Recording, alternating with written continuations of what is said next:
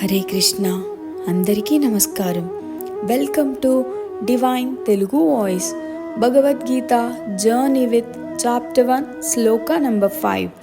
భగవద్గీత ప్రథమాధ్యాయము 5వ శ్లోకము. దృష్టకేతుచ్చేకితానః కాశీరాజచ్చ వీర్యవాన్ పురుజిత్ కుంతిభోజశ్చ సైభ్యచ్చ నరపుంగవః. దృష్టకేతు అంటే దృష్టకేతుడు, పాండవుల వైపు ఉన్న ఒక వీరుడు. చ అంటే మరియు అని అర్థం. ఏకితానః అంటే ఏకితానుడు. ఏకితానుడు అంటే ధైర్యవంతుడైన యోధుడు అని అర్థం. కాశీరాజః కాశీదేశరాజు. చ మరియు వీర్యవాన్ అంటే గొప్ప శక్తి పరాక్రమం కలవాడు. పురుజిత్తు ధైర్యవంతుడైన రాజు.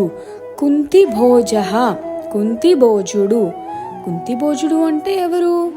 కుంతీదేవి తండ్రి. సైభ్యః సైభ్యుడు. సైభ్యుడు అంటే గొప్ప యోధుడు. నరపుంగవః మనుషులలో శ్రేష్ఠుడు, గొప్ప వీరుడు అని అర్థం.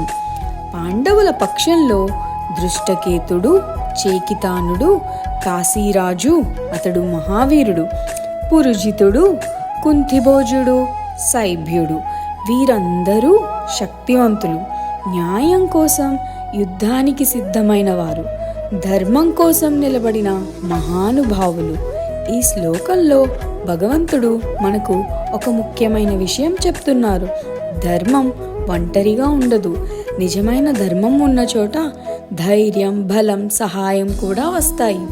పాండవుల వైపున ఉన్నవారు సంఖ్యలో తక్కువైనా ధర్మం కోసం నిలబడ్డవారు కాబట్టి దేవుడు వారికి బలమిచ్చాడు.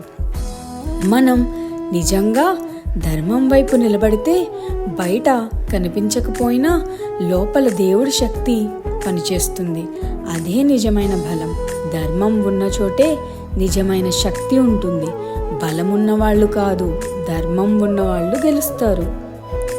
శ్రీకృష్ణ గోవింద హరే మురారే హే నాథ్ నారాయణ వాసుదేవ.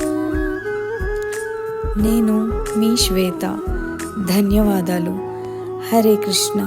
మీకు ఈ వీడియో నచ్చితే like, share and subscribe for more divine content. Thank you.